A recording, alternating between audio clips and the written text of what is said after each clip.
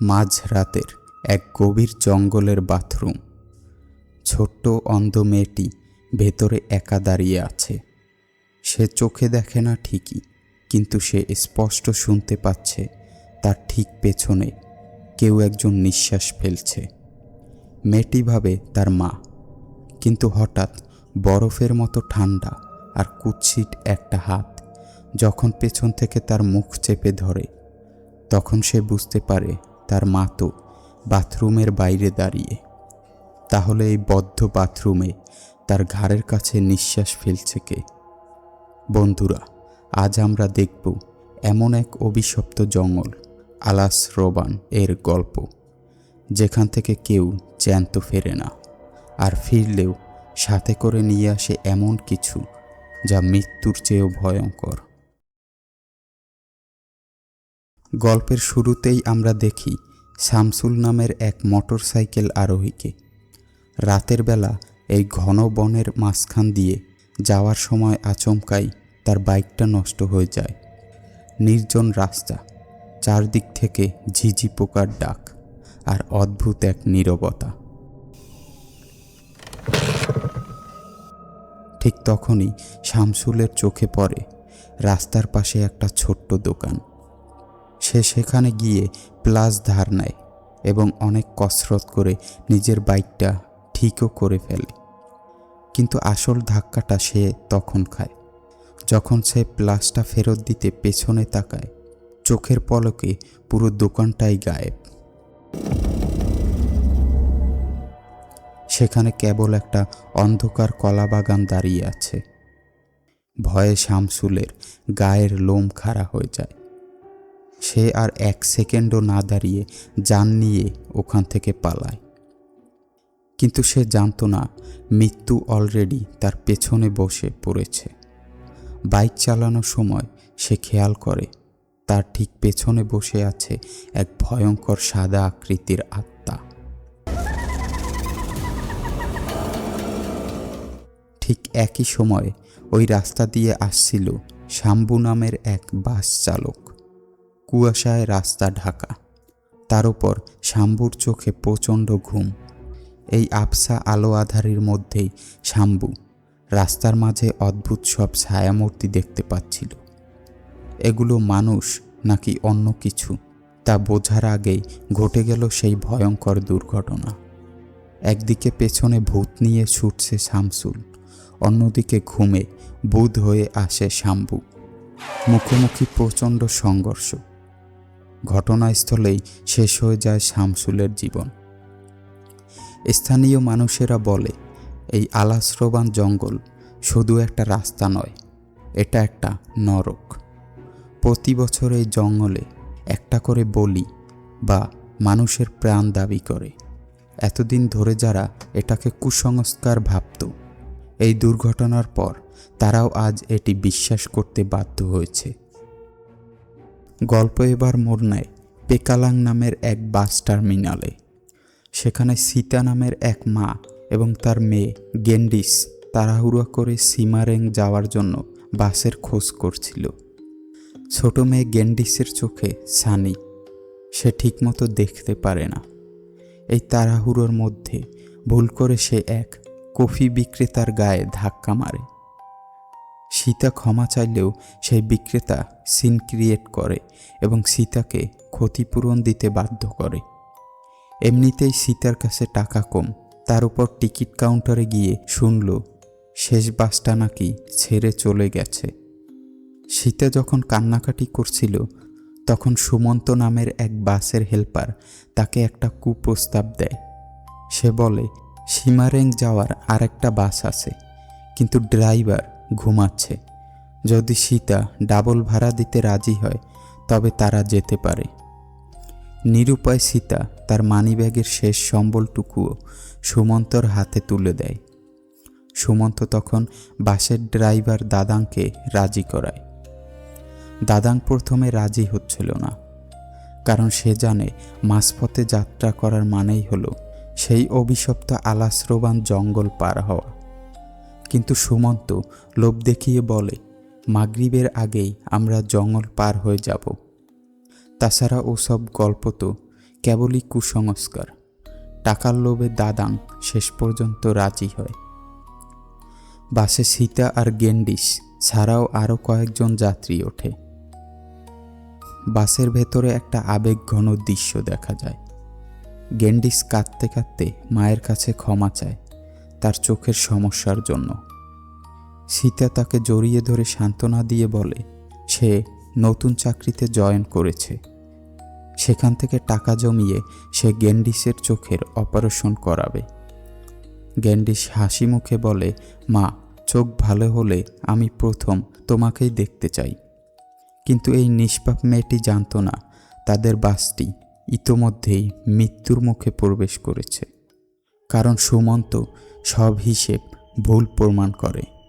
বাসটি যখন আলাসরোবেনের ভেতরে ঢোকে তখন ঘড়িতে মাঝরাত। বনের আবহাওয়া মুহূর্তেই বদলে যায়। জোকো নামের এক যাত্রী হঠাৎ চিৎকার করে ওঠে, বলে, আমরা এই রাস্তা গত 20 মিনিটে 3 বার পার করেছি। আমরা গোলকধাঁধায় আটকে পড়েছি। সুমন্ত তাকে চুপ করানোর জন্য একটা কয়েন দিয়ে বলে, এটা গুড লাক। কিন্তু জোকো সেটা ফেলে দেয়। ঠিক তখনই ধারাম, বাসটি কোনো একটা অদৃশ্য জিনিসে ধাক্কা খায়। ড্রাইভার দাদাং আচমকা ব্রেক কষে। সব যাত্রী ভয় জেগে ওঠে। দাদাং নিচে নেমে দেখে সেখানে কোনো পশুর শরীর নেই, বরং বাসের নিচে 5টা আঙুলের এক বিশাল রক্তাক্ত হাতের ছাপ।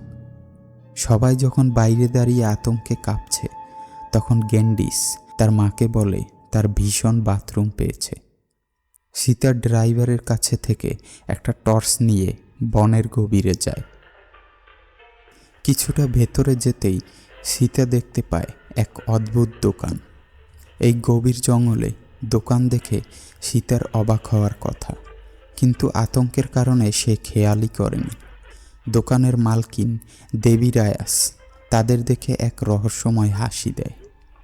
সীতা গেন্ডিসকে বাথরুমে পাঠিয়ে বাইরে অপেক্ষা করতে থাকে। ঠিক তখনই সীতা গাছের ওপরে একটা অদ্ভুত সাদা বানর দেখতে পায়, যা দেখে তার গা শিউরে ওঠে।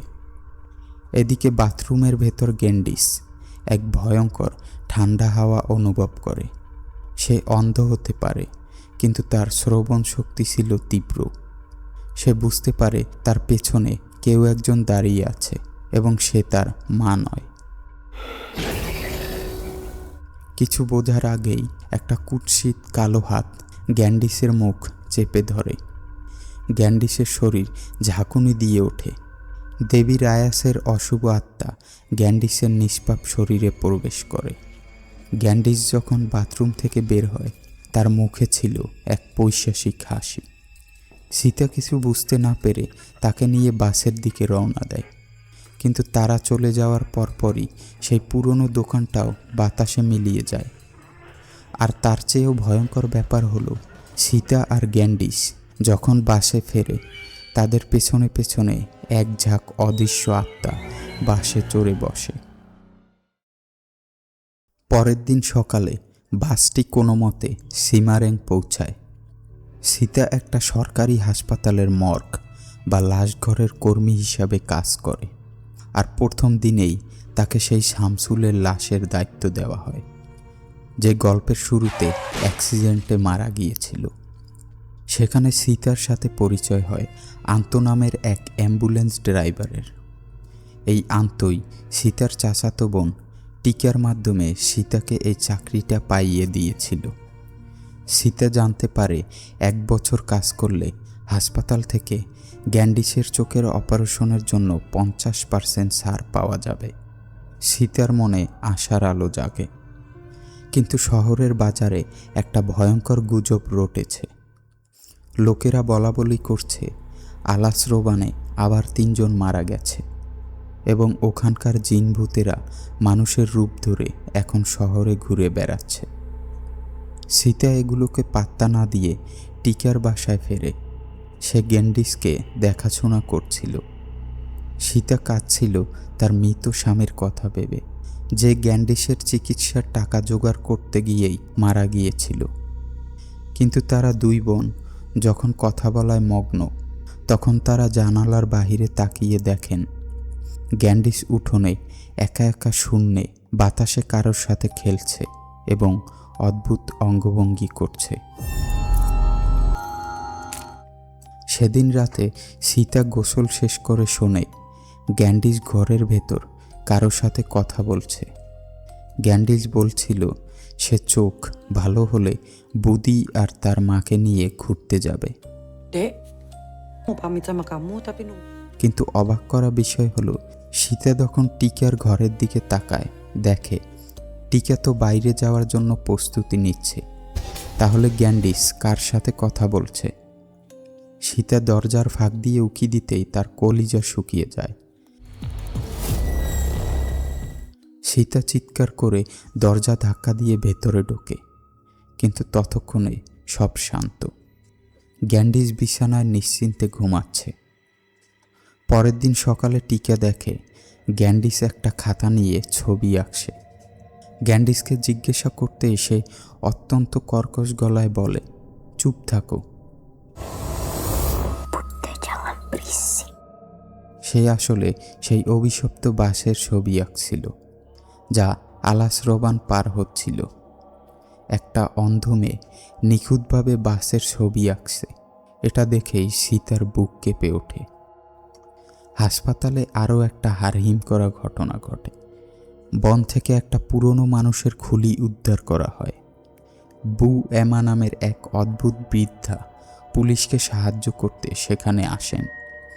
তিনি সীতার দিকে তাকিয়ে অলৌকিকভাবে বলে ওঠেন, তুমি যেখানে ওই সাদা বানরটা দেখেছিলে এই খুলিটা ঠিক ওইখানেই পাওয়া গেছে।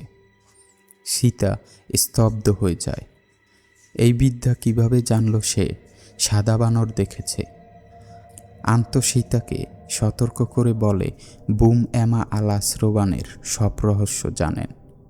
তোমরা রাতে ওই জঙ্গল পার হয়েছ, এটা মোটেও ভালো লক্ষণ নয়। শয়তান তোমাদের পিছু নিয়েছে। পরিস্থিতি একেবারে হাতের বাইরে চলে যায়। বাড়িতে টিকা আর গ্যান্ডিস লুকোচুরি খেলছিল। দেয়ালের কোণায় টিকা হঠাৎ এক বীভৎস মুখ দেখতে পায়। 9. আর তখনই গ্যান্ডিস এক প্রাপ্তবয়স্ক মানুষের শক্তিতে টিকাকে ধাক্কা দিয়ে ফেলে দেয়। কাছে লেগে টিকার হাত থেকে রক্ত বের হতে থাকে, আর গ্যান্ডিস সেই রক্ত দেখে পৈশাচিক আনন্দে হাততালি দিয়ে হাসতে থাকে। সেদিন রাতেই গ্যান্ডিসের আত্মা তার শরীর ছেড়ে আলাস রোবানের সেই অদৃশ্য দেবী রারাসের পুরনো জমিদার বাড়িতে চলে যায়। সীতা ঘরে এসে দেখে গ্যান্ডিস বাতাসে ভাসছে এবং চারদিকে অদৃশ্য আত্মারা তাকে টানছে। সীতা আর কোনো উপায় না পেয়ে প্রথমে এক ওঝা মুনাওয়ারের কাছে সাহায্য নেয়, কিন্তু দেবী রায়াসের শক্তির সামনে এই ওঝা টিকতে পারে না। আন্ত তখন সীতাকে তার নিজের জীবনের এক করুণ গল্প শোনায়।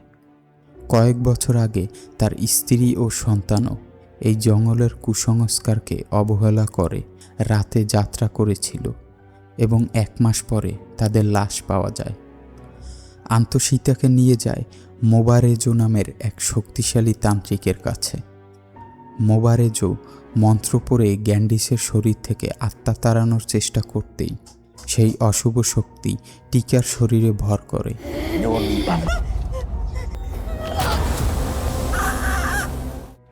এবং আন্তকে উপহাস করে বলে, এই বাচ্চার শরীর নয়, এর আত্মা অলরেডি আমাদের হয়ে গেছে। মোবারেজো অনেক কষ্টে টিকাকে মুক্ত করলেও ক্লান্ত হয়ে বলে, এই শয়তান অত্যন্ত শক্তিশালী, আমার পক্ষে একে ধ্বংস করা সম্ভব নয়। ঠিক তখনই খবর আসে সেই বাস ড্রাইভার দাদাংয়ের লাশ বনের এক গভীর খাদ থেকে উদ্ধার করা হয়েছে। সীতা বুঝতে পারে এবার তার মেয়ের পালা। তারা আবার বু এমারের কাছে যায়। বুয়েমা আলাস্রোবানের আসল ইতিহাস খুলে বলেন, ঔপনিবেশিক আমলে এই জঙ্গলকে গণকবর হিসেবে ব্যবহার করা হতো। মানুষের পাপের কারণে বনের রক্ষক আত্মা দেবী রায়াস এখন এক রক্তপিপাসু ডাইনিতে পরিণত হয়েছে। গ্যান্ডিসের আয়ু আর মাত্র 7 দিন। তাকে বাঁচাতে হলে আবার সেই আলাস্রবানের বুকেই ফিরে যেতে হবে। শেষ পর্যন্ত সীতা, আন্ত এবং বুয়েমা বনের গভীরে এক ভয়ঙ্কর রিচুয়াল বা কালো জাদুর আচার শুরু করেন। বুয়েমা মন্ত্র পড়ে পরলোকের দরজা খুলে দেন। সীতার আত্মাকে তার শরীর থেকে আলাদা করে পাঠানো হয় সেই আত্মার জগতে। সেখানে গ্যান্ডিস আটকে আছে। সীতার আসল শরীর মণ্ডপে শুয়ে রক্তাক্ত হতে থাকে। আত্মার জগতে সীতার ওপর একের পর এক জ্যান্ত লাশ আক্রমণ করতে থাকে। এক অদ্ভুত বাঘ সীতাকে পথ দেখিয়ে দেবী রায়াসের সেই মায়াবী দোকানে নিয়ে যায়। সেখানে সীতা দেখে গ্যান্ডিস এখন দেখতে পাচ্ছে, আর দেবী রায়াস তার হাত ধরে বলছে, এটাই তোমার আসল বাড়ি।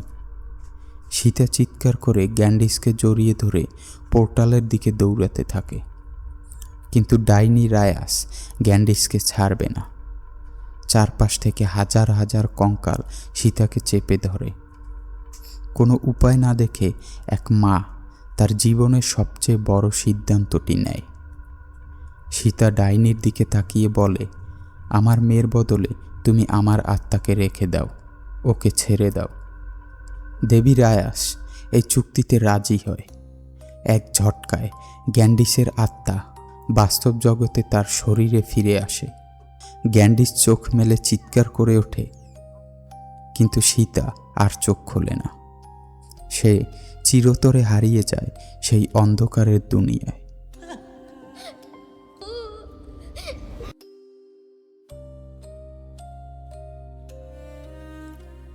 গল্পের শেষে দেখা যায় কয়েক মাস পর গ্যান্ডিসের চোখের অপারেশন সফল হয়েছে।